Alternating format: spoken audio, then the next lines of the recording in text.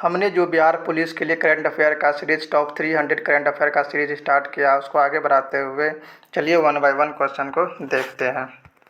पहला क्वेश्चन की बात करते हैं तो वैश्विक शांति सूचकांक 2024 में शीर्ष पर कौन सा देश है? तो वो आपका आइसलैंड है। कौन है? आइसलैंड है। भ्रष्टाचार धारणा सूचकांक 2024 में भारत किस स्थान पर रहा? तो 96 स्थान पर रहा। भ्रष्टाचार धारणा सूचकांक 2024 में भारत किस स्थान पर है? तो 96 स्थान पर है।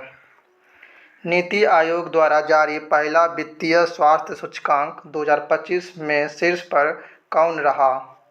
तो ये आपका उड़ीसा रहा है। नीति आयोग द्वारा जारी पहला वित्तीय स्वास्थ्य सूचकांक 2025 में शीर्ष पर कौन रहा? तो उड़ीसा रहा है। कौन रहा है? उड़ीसा रहा है। 66वां रेमन मैग्सेसे पुरस्कार किस जापानी व्यक्ति को दिया गया? तो ये हायाओ मियाजाकी को दिया गया। किन्हें दिया गया? हायाओ मियाजाकी को दिया गया। 16वें वित्त आयोग के अध्यक्ष किन्हें नियुक्त किया गया? क्या? 16वें वित्त आयोग के अध्यक्ष किन्हें नियुक्त किया गया? तो ये क्या गया? अरविंद पनगरिया को। किन्हें किया गया? अरविंद पनगरिया को। भारत के 51वां मुख्य न्यायाधीश कौन है? तो भारत के 51वां मुख्य न्यायाधीश की अगर हम बात करें तो ये संजीव खन्ना है। कौन है? संजीव खन्ना है।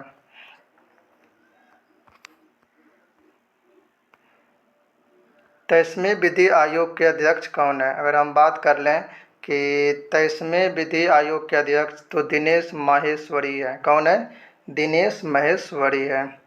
ग्रैंड स्लैम ऑस्ट्रेलियन ओपन 2025 के विजेता पुरुष वर्ग में हैं तो ये आपका जैनिक सिन्नर है। ग्रैंड स्लैम ऑस्ट्रेलियन ओपन 2025 के विजेता पुरुष वर्ग में है जैनिक सिन्नर है। कौन है? जैनिक सिन्नर है।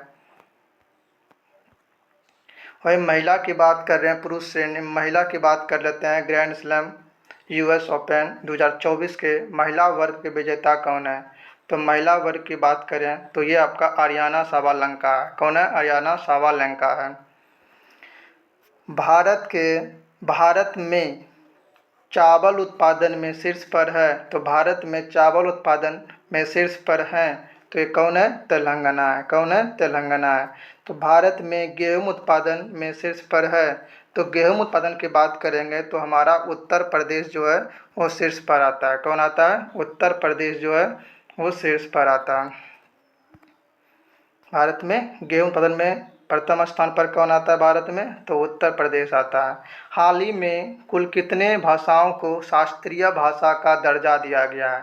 तो कुल 5 भाषाओं को शास्त्रीय भाषा का दर्जा दिया गया है। ब्रिटिश लाइब्रेरी द्वारा किन्हें पेन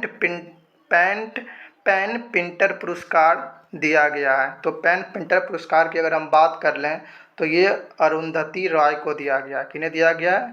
पेन पिंटर पुरस्कार अरुंधति रॉय को दिया गया है। चलिए नेक्स्ट क्वेश्चन देखते हैं।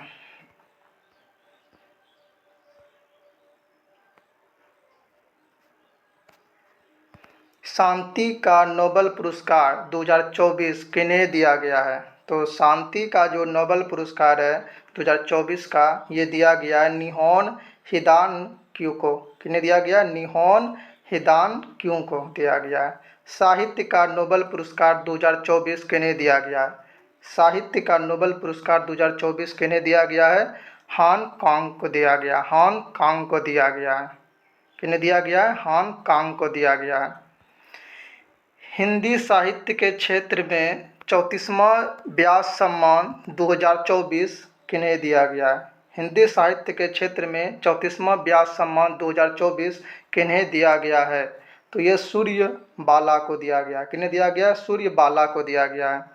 वर्ष 2024 का हिंदी भाषा के लिए साहित्य अकादमी पुरस्कार 2024 से किन्हें सम्मानित किया गया? तो ये क्या गया है? गगन गिल को। जो हिंदी साहित्य भाषा के लिए दिया जाता है साहित्य अकादमी पुरस्कार वो दिया गया है गगन गिल को। किन्हें? गगन गिल को दिया गया है। सिंगापुर में आयोजित विश्व शतरंज चैंपियनशिप 2024 के विजेता हैं तो ये रहा है डी गुगेश। कौन रहा है? डी गुगेश। सिंगापुर में जो आयोजित हुआ था विश्व शतरंज चैंपियनशिप 2024 के विजेता है डी गुगेश है। कौन है? डी गुगेश है।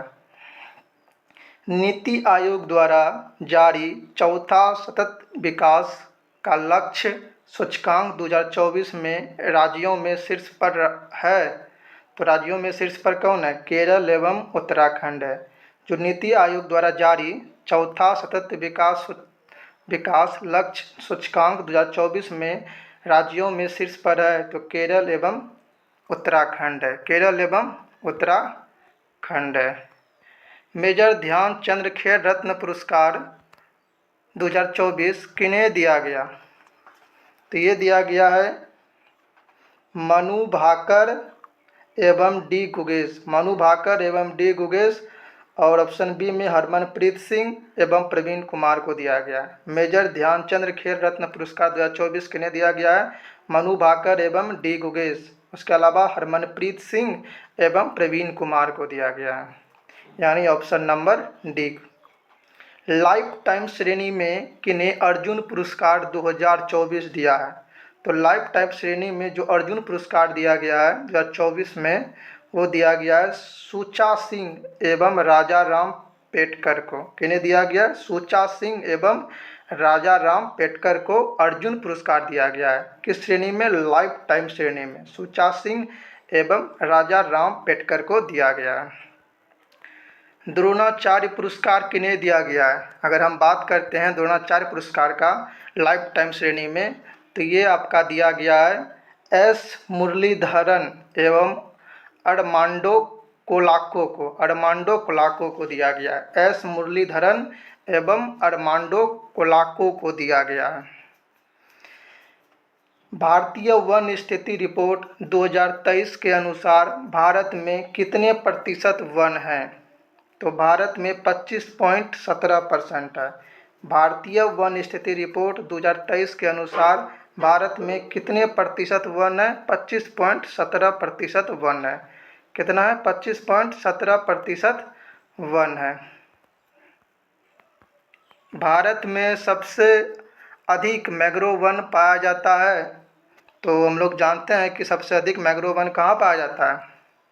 बताइए।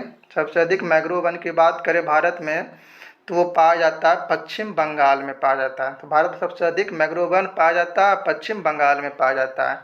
8वें वेतन आयोग का गठन करने की घोषणा कब की गई थी? तो ये किया गया है 16 जनवरी 2025 को। 8वें वेतन आयोग का गठन करने की घोषणा कब की गई थी? 16 जनवरी 2025 को की गई थी। हाल ही में जारी वैश्विक जलवायु प्रदर्शन सूचकांक 2025 में शीर्ष पर रहा है डेनमार्क रहा है। हाल ही में जारी जो वैश्विक जलवायु प्रदर्शन सूचकांक 2025 में शीर्ष पर रहा है डेनमार्क रहा है।